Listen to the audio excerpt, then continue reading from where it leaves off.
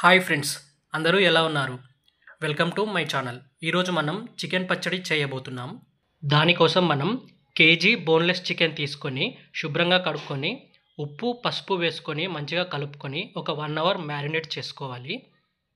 ఒక KG chicken పచ్చడి కోసం కావాల్సిన ఇంగ్రీడియంట్స్ ఏవేవి ఎన్ని గ్రాముల్లో వేయాలో మా సిస్టర్ చెప్తున్నారు. 250 గ్రాములు ఉప్పు 60 గ్రాములు కారం 60 గ్రాములు అల్లం ఎల్లిగడ్డ 50 గ్రాములు కొత్తిమీర 15 గ్రాములు ఆవాలు 12 గ్రాములు జీలకర్ర 6 గ్రాములు మెంతులు 6 గ్రాములు. ఇప్పుడు చెప్పిన ఇంగ్రీడియంట్స్ అన్నింటినీ ఏవేవి ఎన్ని గ్రాముల్లో కావాలో తీసుకొని పక్కన పెట్టుకోండి. అల్లం వెల్లుల్లి పేస్టు బయట షాపుల్లో దొరికే రెడీమేడ్ కాకుండా మనం ఇంట్లో చేసుకున్న అల్లం వెల్లుల్లి పేస్ట్ అయితే టేస్ట్ బాగుంటుంది. ఇప్పుడు స్టవ్ పైన ఒక మూకుడు పెట్టుకొని కొత్తిమీరలు ఆవాలు జీలకర్రను ఒకదాని తర్వాత ఒకటి దోరగా వేయించుకోవాలి. అన్నీ ఒకసారి వేయిస్తే కరెక్ట్గా వేగవు. సో అందుకని ఒకదాని తర్వాత ఒకటి నీట్గా మంచిగా వేయించుకోవాలి. అలాగే 3 యాలకులు 4 లవంగాలు ఒక హాఫ్ ఇంచు దాల్చిన చెక్కను వేయించుకోవాలి. ఇలా వేయించుకున్న ఆవాలు జీలకర్ర ధనియాలు మెంతులు అండ్ స్పైసెస్ని గ్రైండ్ చేసుకోవాలి. వీడియోలో చూపిస్తున్నట్లు మెత్తని పొడిలా చేసుకోవాలి. అలాగే అల్లం వెల్లుల్లి పేస్ట్ను కూడా గ్రైండ్ చేసుకొని పక్కన పెట్టుకోవాలి.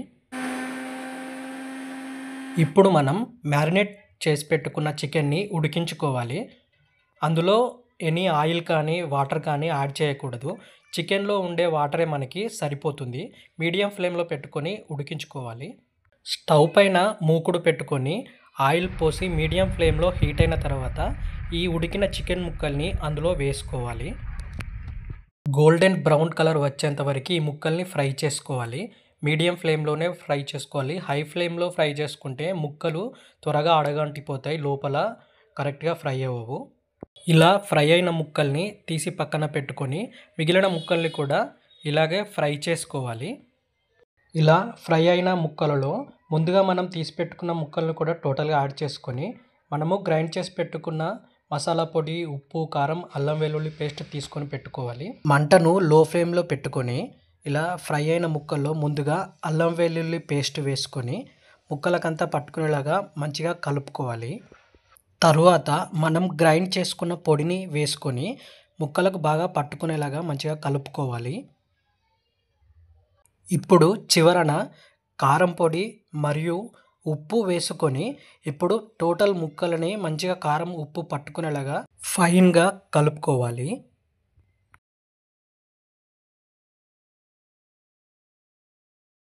ఇలా మంచిగా మిక్స్ చేసుకున్న పచ్చడిలో చివరగా 3 నిమ్మకాయల రసంని ఈ పచ్చడిలో వేసి మంచిగా కలుపుకోవాలి. ఈ నిమ్మరసం ఎందుకనంటే పచ్చడి ఎక్కువ రోజులు పాడవకుండా మరియు టేస్ట్ బాగుండేలా ఉంటుంది. ఇంతే ఫ్రెండ్స్, చికెన్ పచ్చడి రెడీ. వేడి వేడి అన్నంలో వేసుకొని తింటే టేస్ట్ చాలా బాగుంటుంది.